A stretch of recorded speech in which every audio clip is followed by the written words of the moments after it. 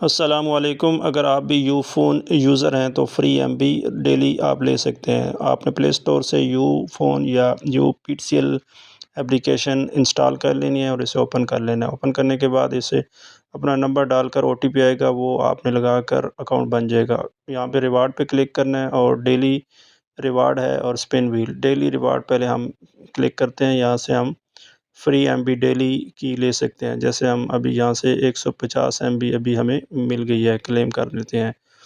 इसके बाद आपने बैक आ जाना है।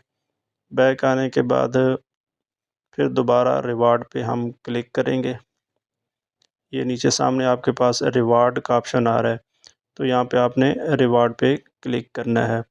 रिवार्ड पे जैसे ही क्लिक करेंगे आपके पास 2 ऑप्शन आएँगे, डेली रिवार्ड और स्पिन व्हील। डेली रिवार्ड से हमने ले लिए, अब हम स्पिन व्हील करते हैं। स्पिन व्हील पे करेंगे, यहाँ से हम ये 2 जीबी 3 जीबी और फ्री मिनट भी ले सकते हैं। तो अब हम स्पिन कर लेते हैं।